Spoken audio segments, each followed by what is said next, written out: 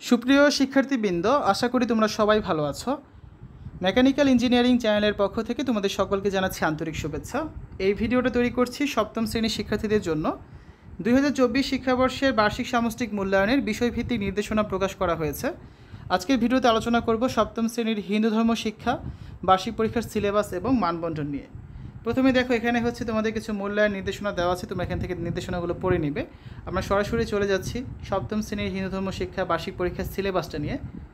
যেগুলো পড়তে হবে, অধ্যায়ের নামগুলো দেখো: ঈশ্বরের স্বরূপ নিরাকার ও সাকার 16 থেকে 28 পৃষ্ঠা, পূজা পার্বণ মন্দির ও তীর্থক্ষেত্র 35 থেকে 56 পৃষ্ঠা, যোগাসন 57 থেকে 62 পৃষ্ঠা, নৈতিক মূল্যবোধ 63 থেকে 71 পৃষ্ঠা, আদর্শ জীবন চরিত্র প্রভু নিত্যানন্দ, প্রভু জগদ্বন্ধু ঠাকুর অনুকূল চন্দ্র 75 থেকে 79 পৃষ্ঠা এবং 82 থেকে 85 পৃষ্ঠা। তো এই হচ্ছে তোমাদের হিন্দু ধর্ম শিক্ষা যে পরীক্ষাটা হবে, বার্ষিক পরীক্ষা, তার সিলেবাস।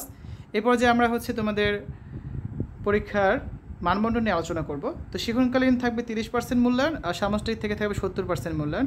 এই শিক্ষণকালীন মূল্যায়নের জন্য যে অধ্যায়গুলো আছে, এখানে যে কাজগুলো থাকে বইয়ে, সেগুলো করতে হবে।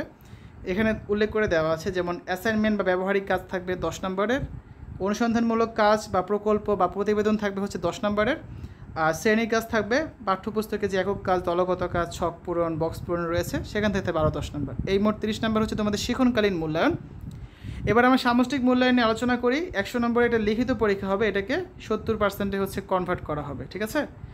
তো লিখিত পরীক্ষার জন্য তোমাদের যে আইটেমগুলো থাকবে: নৈপতিক প্রশ্ন থাকবে বহু নির্বাচনী 15টা, 15 নাম্বার।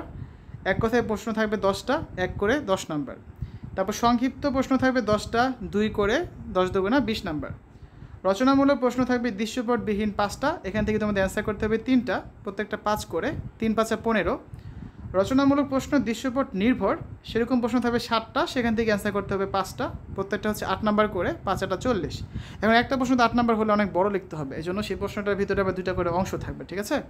তো এই মোট 100 নম্বরের পরীক্ষাটা হবে তোমাদের, যার জন্য তোমরা 3 ঘন্টা সময় পাচ্ছ। তো ষান্মাসিক মূল্যায়ন পরীক্ষা যেভাবে দিয়েছিলে সেভাবে কিন্তু এই পরীক্ষাগুলো হচ্ছে না। এগুলোর জন্য তোমাদের বইটা ভালো করে পড়তে হবে।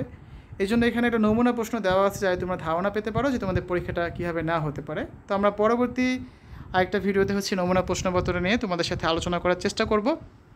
তো শিক্ষার্থীরা, এই ভিডিওতে এতক্ষণ আমরা দেখলাম তোমাদের সপ্তম শ্রেণীর হিন্দু ধর্ম শিক্ষা বার্ষিক পরীক্ষার সিলেবাস এবং মানবন্টন কেমন হতে পারে।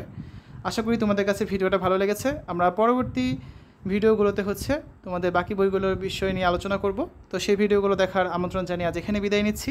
সবাই ভালো থাকবে।